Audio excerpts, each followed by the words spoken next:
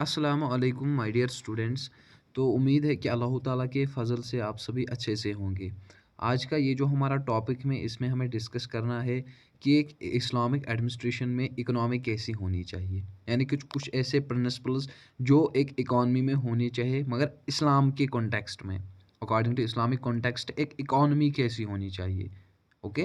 तो इसमें हमें थोड़ा-सा डिस्कस करना है। अगर हम सबसे पहले देखें वो इस्लामिक इकोनॉमिक्स है। ये कुछ प्रिंसिपल्स पर बेस्ड है, जो कि इकोनॉमिक सिस्टम्स को डिस्टिंग्विश करती है थ्रू इस्लामिक वर्ल्ड। और अगर हम इसमें देखें, ये सारे प्रिंसिपल्स इस्लामिक टीचिंग्स में इनका रूट देखने को मिलता है। यानी कि ये सारे प्रिंसिपल्स कुरान, हदीस से निकले। सिंपली अगर हम देखें इस्लामिक लॉ जो कि कुरान से रिलेटेड है। और यहाँ पर हमारे पास कुछ ऐसे फंडामेंटल्स है, कुछ ऐसे प्रिंसिपल्स है जिनसे हमें पता चलता है कि इन इस्लामिक कॉन्टेक्स्ट इकॉनमी कैसी होनी चाहिए। फर्स्ट ऑफ ऑल शरिया, हलाल और हराम। शरिया कॉम्प्लायंस यानी हलाल और हराम का कंसेप्ट दिया गया है उसमें। इस्लामिक इकोनॉमिक्स का through in context of Islam अगर हम देखें, इस्लामिक इकॉनमी में होना चाहिए शरिया यानी कि इस्लामिक लॉ। इस्लामिक कानून के अकॉर्डिंग, इस्लामिक कानून के दायरे में हमें देखना चाहिए हलाल क्या है, हराम क्या है, कौन सा ट्रेड हलाल है, कौन सा ट्रेड ट्रेड हराम है। हमें गैम्बलिंग नहीं करनी चाहिए, यानी कि हमें धोखा नहीं देना चाहिए, जुआ नहीं खेलना चाहिए। और हमें ऐसी चीज़ों की प्रोडक्शन को बैन करना चाहिए जैसे अल्कोहल है या नशा, जो भी ऐसे नशे नशे वाली चीज़ें हैं उनका कारोबार हमें नहीं करना चाहिए। ये सब इस्लामिक लॉ में प्रोहिबिटेडली, हम बोलेंगे स्ट्रिक्टली बैन किया गया है। और इसके बाद रिस्क शेयरिंग, मुदाबिरा या मुशारका। मुदाबिरा मुशारका इनका मतलब क्या है? रिस्क शेयरिंग यानी कि अगर दो पार्टीज़ आपस में बिजनेस करती है तो उनका जो प्रॉफिट है यानी कि उनका जो लॉस है वो इक्वली डिस्ट्रीब्यूट होना चाहिए। यानी कोई ऐसा नहीं होना चाहिए मैं किसी को बोलूँगा कि अभी प्रॉफिट आया तो ये खाली मुझे है, ये खाली मेरे लिए, आपको नहीं मिल सकता है। और लॉस आया तो वो दोनों का है। कोई भी कंपनी, कोई भी ट्रेड हम करते हैं, कोई भी बिज़नेस हम करते हैं तो उसमें जितने भी पार्टनर्स का हाथ है, जितने भी पार्टनर्स की कंट्रीब्यूशन है, जितने भी पार्टनर्स इन्वेस्ट करते हैं उनके बीच में चाहे वो लॉस हो या प्रॉफिट हो वो इक्वली डिस्ट्रीब्यूट होना चाहिए। प्रोहिबिशन ऑफ रिबा यानी कि उशूर और इंटरेस्ट हम बोलेंगे।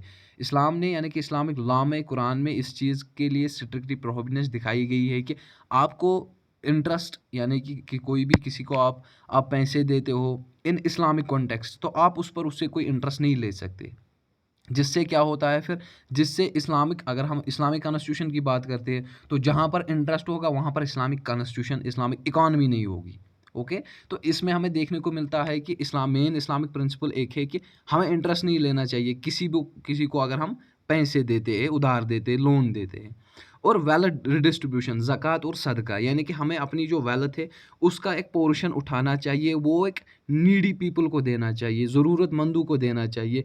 जिससे क्या होगा फिर, सोसाइटी का वेलफेयर होगा। यानी कि लोगों की भलाई के लिए, लोगों की बहबूदी के लिए कुछ ऐसे काम किए जाएँगे। गरीब लोगों के लिए ऐसे घर बनाए जाएँगे, लेकिन वो तभी मुमकिन है जब हम अपनी वेल्थ का एक पोर्शन उठाएँगे। वेल्थ का थोड़ा-सा, ज़्यादा नहीं बल्कि कुछ परसेंट उठाएँगे, वो उन ऑर्फन्स को देंगे, वो उन जिनके हस्बैंड्स नहीं होंगे उनको डिस्ट्रीब्यूट करेंगे, उससे सोसाइटी का वेलफेयर होगा। और ये भी एक मेन कंपोनेंट है इस्लामिक इकोनॉमी का। इसके बाद प्रॉपर्टी राइट्स एंड ओनरशिप। इस्लाम ने इस चीज़ की तरफ भी ज़ोर दिया है कि एक इंसान प्राइवेट प्रॉपर्टी ओन कर सकता है और उसको उस पर बराबर हक है।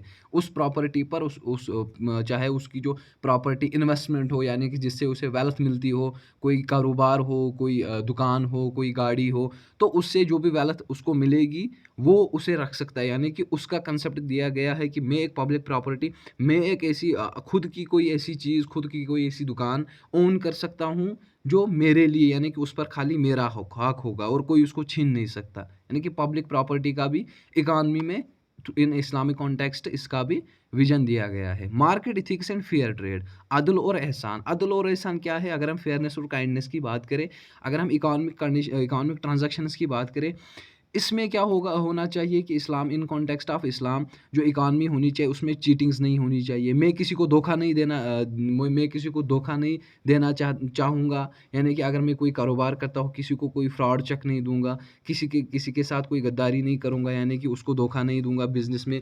तो वो उन बातों का भी, यानी कि कोई भी बिज़नेस आप करते हो तो वो क्लियर होना चाहिए। अगर मैं करता हूँ किसी के साथ कोई ट्रेड, तो उसके लिए भी ये क्लियर होना चाहिए कि मेरे कुछ ऐसे प्रिंसिपल्स हैं, मेरा ऐसा कारोबार है, उसका ऐसा रूट है, वो ऐसे स्प्रेड हुआ, ऐसा स्प्रेड फैला हुआ है यहाँ से वहाँ तक, वो सब क्लियर होना चाहिए।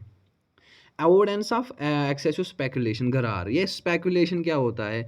इसमें दिखाया गया है कि अगर हम इस्लामिक कॉन्टेक्स्ट की बात करें तो इस्लामिक इकॉनमी में इस चीज़ की तरफ भी ज़्यादा ज़ोर दिया गया है कि हम इस्लामिक इकॉनमी में अगर हम देखें, हमें हर कोई कॉन्ट्रैक्ट, हर कोई डील अगर हम करते हैं, हर कोई बिज़नेस करते हैं, वो क्लियर होना चाहिए। First of all clear means दोनों के लिए हर कोई प्रिंसिपल शो होना चाहिए।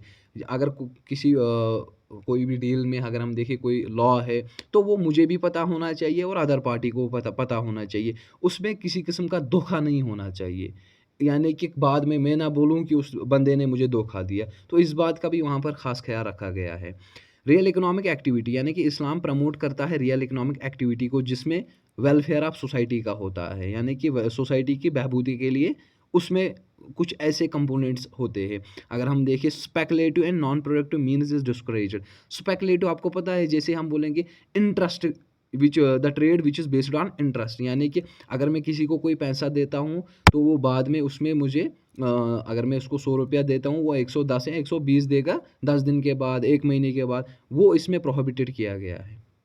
Number 9th is government intervention for public welfare. Government intervention यानी कि गवर्नमेंट को सोसाइटी के रिगार्डिंग देखना चाहिए कि क्या हर किसी बंदे को, हर किसी इंडिविजुअल को उसका प्रॉपर राइट मिल रहा है, हर किसी इंडिविजुअल को उसकी प्रॉपर वेलफेयर मिल रही है। अगर किसी इंडिविजुअल का किसी कोई प्रॉपर्टी है, कोई उसका राइट से कुछ उसकी वेल्थ पर कहीं पर कुछ कंट्रोल है, तो क्या उसको उसका प्रॉफिट मिल रहा है या लॉस उसको इक्वली डिस्ट्रीब्यूट हो रहा है?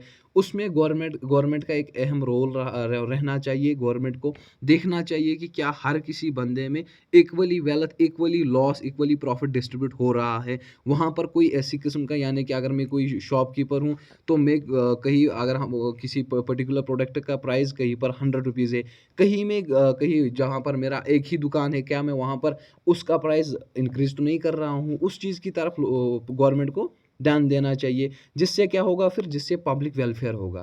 यानी कि अगर मुझे इस बात का ख़्याल रहेगा कि गवर्नमेंट बार-बार मुझे चेक करने आएगी, तो मैं वो काम नहीं करूँगा जिससे बाद में मुझे खतरा हो जाए। यानी कि मैं किसी भी प्रोडक्ट का प्राइस इंक्रीज़ नहीं कर सकता। तो उससे क्या होगा, अगर वो ट्रेड मैं कोई ट्रेड कर रहा हूँ, तो गवर्नमेंट की नज़र उस पर रहेगी, तो हर किसी को इक्वली उसका प्रोडक्ट मिलेगा। यानी कि हर किसी को फिक्स्ड प्राइस पर उसका प्रोडक्ट मिलेगा। तो उससे क्या होगा, कहीं पर भी मोनोपोली नहीं होगी, यानी कहीं पर भी एक पर्टिकुलर बंदा किसी प्रोडक्ट का कंट्रोल नहीं लेगा। तो उससे सोसाइटी का वेल-बीइंग होगा, यानी कि सोसाइटी को वेलफेयर मिलेगा। तो होप आप सबको अच्छे से समझ में आया होगा। तो इंशाल्लाह मिलते हैं नेक्स्ट लेक्चर में नेक्स्ट टॉपिक के साथ। तब तक के लिए खुदा हाफ़िज़, टेक केयर।